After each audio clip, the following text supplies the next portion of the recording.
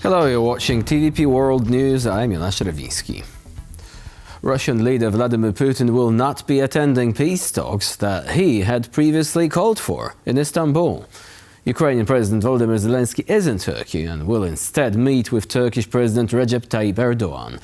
Also in Turkey is our correspondent Alex Kadir. So Alex, can you tell us about what these delegations are likely to look like? We do know that the Russians will not actually have anything, even along the ranks of Sergei Lavrov, most likely a junior delegation there. What about the Ukrainians, and what is going to be the reaction of Ukraine to the Russians essentially downgrading these talks this way? Well, at the moment, we have no details about any Ukrainian delegation. What we do know is that Volodymyr Zelenskyy, the president of Ukraine, landed about 45 minutes ago in Ankara to meet with President Erdoğan of Turkey. We also know that the Ukrainian foreign minister is in Antalya in the south of the country for the NATO foreign ministers meeting. You would imagine that with them will be people of the presidential and foreign ministers delegation. So the kind of junior representatives that the Russians have decided to send to Istanbul, including one presidential advisor, one deputy foreign minister and one deputy defense minister. Very junior team, which Volodymyr Zelenskyy described when he landed in Ankara as stand-in props. Now, at the same time, the Russian side, the Kremlin, seems to be talking about a meeting, peace talks that are simply not happening. They said that there would be peace talks at a lower level earlier today. Those didn't happen, and now they've said they've been delayed to later in the afternoon. Meanwhile, throughout all of this, the Ukrainian delegation has not confirmed whether any negotiations will take place in the next few hours. So really a lot of a lack of clarity, a lot of obfuscation, delay, and diplomatic tactics on the Russian side. No message yet from the Ukrainians about whether or not a meeting could happen. But even if it did, you have to ask the question, a very junior delegation from Ukraine and Russia meeting will have limited impact towards peace. There was an offer from President Zelenskyy, supported by his European partners, to have a meeting with Vladimir Putin here in Istanbul today. Vladimir Putin did not leave Moscow. He will not be coming. There is one thing, or I should say one person, who could change all of this. That's, of course, President Trump. He says he might come to Istanbul tomorrow, maybe, just maybe. And if he comes, it'll be very difficult for Vladimir Putin to resist. Alex Kadir with the latest on the peace talks, or rather the preparations for the peace talks, because, as you said, there is still a lot of uncertainty there. Now, we're moving on to our next story. U.S. Secretary of State Marco Rubio said there is no military solution to the war between Russia and Ukraine. Speaking before the NATO summit in Turkish resort city of Antalya, Rubio added that the conflict can only be resolved through diplomatic means. There is no military solution to the Russia-Ukraine conflict. This war is going to end not through a military solution, but through a diplomatic one. And the sooner an agreement can be reached on ending this war, the less people will die and the less destruction there will be. The big issue on everyone's mind is what's happening with Russia and Ukraine. The President of the United States has been abundantly clear he wants the war to end. He's open to virtually any mechanism that gets us to a just, enduring, and lasting peace. And that's what he wants to see. The President has just submitted a budget for $1 trillion of defense spending, which is unheard of, it's unparalleled. And it's not just spending money, it's spending money on the capabilities that are needed for the threats of the 21st century. As Russian and Ukrainian delegations are set to meet in Turkey to hold peace talks, Moscow launched over 100 drones on Ukraine overnight. Our correspondent Oz Katiji is in Kiev and has more.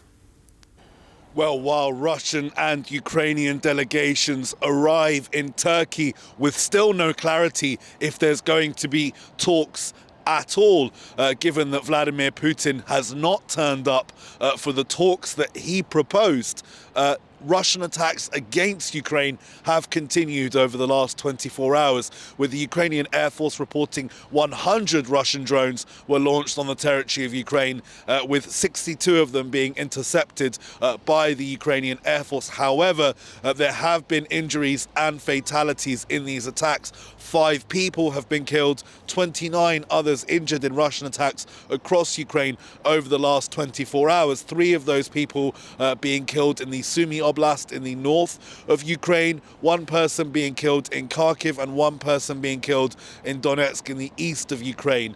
There were also attacks in the Kherson and Dnipropetrovsk region. So while these talks may or may not end up getting underway in Turkey, Russian attacks against Ukrainian civilians continue across the length and breadth of the country, from the north to the south to the east to the west. There are routinely bombings of Ukrainian cities, and Ukrainian civilians are continuing to die day in, day out in these Russian attacks on Ukrainian cities. It's Oz Chatterjee reporting from Kyiv for TVP World. I'm still cautiously optimistic, said NATO Secretary General Mark Rutte ahead of the Ukraine-Russia peace talks in Turkey. Rutte also added that the next steps towards securing a ceasefire have to be made by the Russian side. Ukraine is ready to commit to a ceasefire and immediate negotiations. That's absolutely clear. The ball is now clearly in Russia's court. They have to explain what they are doing, why they are here or not, and with what team or whatever. But let's make sure that we all understand that the ball is in their court. Ukraine is wanting to start the negotiations as soon as possible. And as I said before, it is thanks to the Americans and President Trump that the deadlock has been broken. It's now up to the Russians to make sure they take the next steps necessary. Poland has launched the Polish Sea Programme, which aims to ensure the security of the Baltic. Polish Prime Minister Donald Tusk has unveiled the new initiative at the 2025 International Maritime Congress in the Polish city of Szczecin. Today we are launching an ambitious program called Polish Sea. This is not a proposal for a name change. The Baltic Sea will retain its name, and our schools will continue to teach it like that. But the Baltic is truly becoming a Polish sea, thanks to your efforts, thanks to what is happening among others in Szczecin, Świnoujście, Gdańsk, Gdynia, Sopot, Kołobrzeg and Ustka, but also at sea. We live in difficult times marked by unrest and have a war just outside our borders. So the first task is to ensure security in the Baltic Sea itself, which is why the government has so enthusiastically joined international efforts to protect the waters of the Baltic against threats resulting from the aggressive policy of another country neighboring the sea, Russia. Warsaw's Minister of Defense, Władysław Kosiniak-Kamysz, will sign an agreement with Polish arms manufacturer WB Electronic. The deal involves deliveries of the Warmate system and loitering munitions, which can be used by Polish and Allied armies. The Warmate drone, and the associated system, can be used as a self-contained unit, which can also be installed on vehicles. The entire system is managed through a ground control station, which is a single light backpack with a computer equipped with a touchscreen and an automatic antenna mounted on a tripod.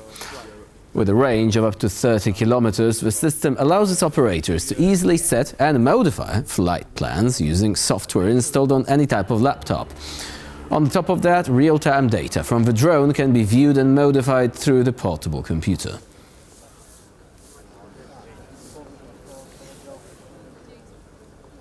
The Baltic Sea is being monitored above and beneath the surface, said Swedish Minister of Defense, Pål Jonson.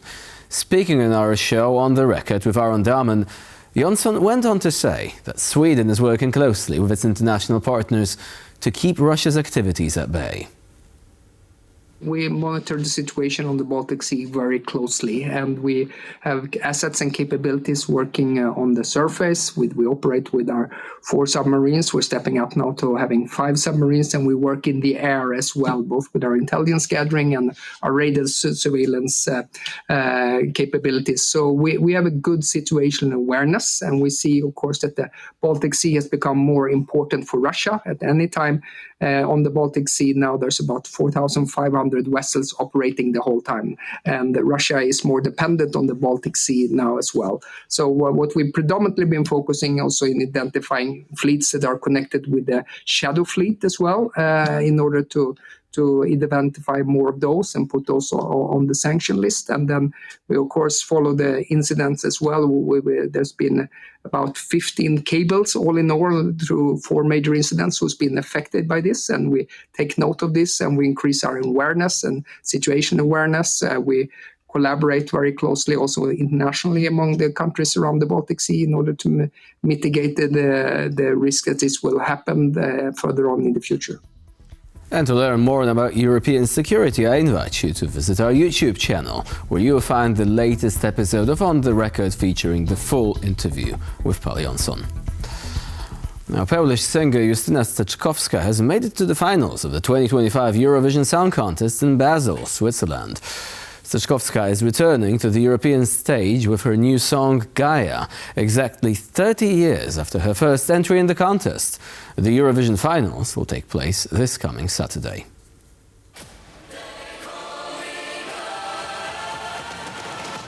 She's been called a Polish music diva, the mother of dragons, the queen of the Eurovision stage, Justyna Steczkowska. A popular Polish singer now aims to become a legend of Eurovision. She performed the song Gaia, described as a hymn to women power, inspired by Greek mythology and Slavic mantras.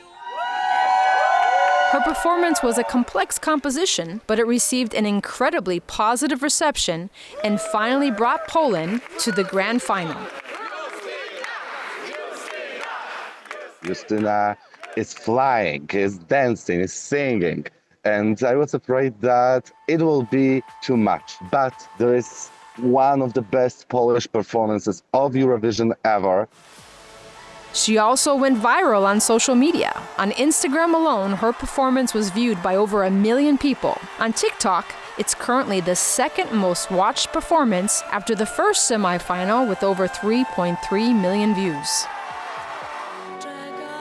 Steczkowska is also setting a new Eurovision record. She's the only artist to return to the contest after a 30-year break. In 1995, she represented Poland and finished in 18th place. Valid final result! This year, her popularity with viewers is much higher, but the jurors' vote might be a challenge. Gaia isn't a song like jury-friendly. Jury likes, something like calm songs, pop songs, radio-friendly songs. Televoting will support Justyna, but I'm afraid that jury voting cannot do that. This year is already a success for Poland at Eurovision, but the country is still not among the bookmakers' favorites. The highest chances to win go to Sweden, followed by Austria, France, the Netherlands, and Israel. We wish Justyna the best of luck in the grand final, which can be watched this Saturday, May 17th. And with this, we conclude our news bulletin. Please stay with us here on TVP World for more latest news, updates and commentary.